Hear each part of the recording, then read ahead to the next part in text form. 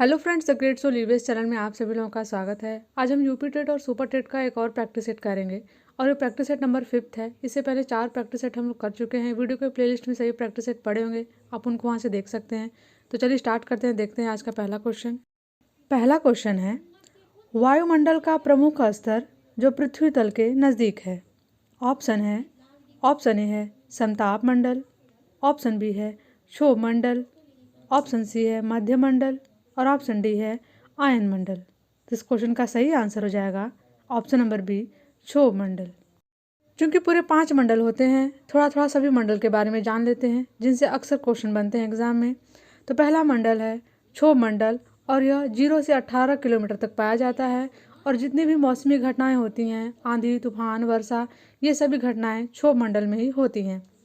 Next हम देखेंगे समताप मंडल और यह 18 से 50 किलोमीटर तक पाया जाता है और इसका तापमान जो होता है वो समान होता है, इसलिए इसको समताप मंडल कहते हैं।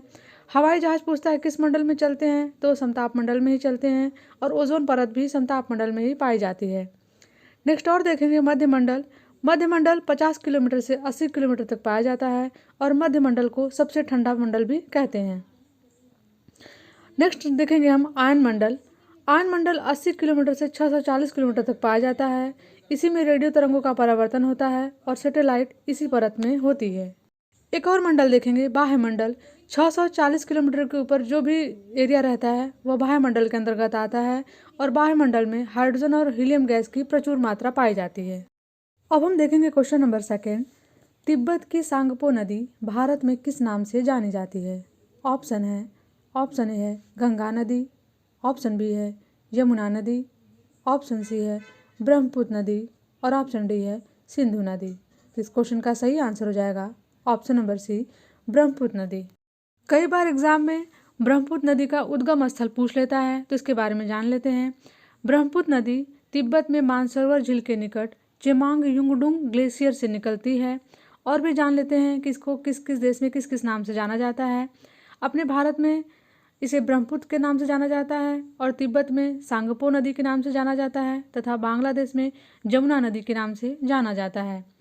एक और पॉइंट है, जो सबसे बड़ी नदी द्वीप है माजुली, वह भी ब्रह्मपुत्र नदी में ही पाई जाती है। अब हम देखेंगे क्वेश्चन नंबर 3। संविधान सभा ने राष्ट्रीय गान को कब अपनाया। ऑप्शन ए है 20 जनवरी 1950 को, ऑप्शन बी है 24 जनवरी 1950 को, ऑप्शन सी है 21 मई 1949 को और ऑप्शन डी है 13 नवंबर 1949 को। तो इस क्वेश्चन का सही आंसर हो जाएगा ऑप्शन नंबर बी, संविधान सभा ने राष्ट्रीय गान को 24 जनवरी 1950 को अपनाया। हमारा राष्ट्रीय गान जन गण मन रविन्द्रनाथ टैगोर द्वारा रचा गया है और इसको संविधान सभा द्वारा 24 जनवरी 1950 ईस्वी को अपनाया गया। कई एग्जाम में ऐसे क्वेश्चन बने हुए हैं कि पहली बार राष्ट्रीय गान को कब गाया गया।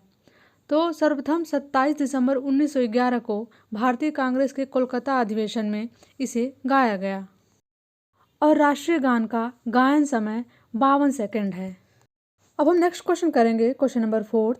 निम्नलिखित में से कौन सा जैवमंडल का अजैविक घटक नहीं है।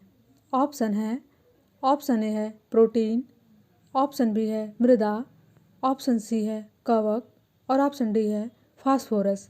तो इस क्वेश्चन का सही आंसर हो जाएगा ऑप्शन नंबर सी, कवक। क्योंकि हमारे वातावरण में 2 प्रकार के जीव पाए जाते हैं, एक जैविक घटक और दूसरा अजैविक घटक। जैविक घटक उसे कहते हैं जिसमें जीवन होता है, जैसे सारे जीव जंतु, पेड़ पौधे, छोटे छोटे बैक्टीरिया और कवक जैविक घटक में आते हैं। अजैविक घटक वे होते हैं जिसमें जीवन नहीं होता है, सारे रासायनिक पदार्थ या मृत पदार्थ इसके अंतर्गत आते हैं, जैसे कार्बन, नाइट्रोजन, प्रोटीन, मृदा आदि। अब हम नेक्स्ट क्वेश्चन करेंगे, क्वेश्चन नंबर 5। निम्नलिखित पराबैंगनी किरणों में से कौन सा अधिक हानिकारक है।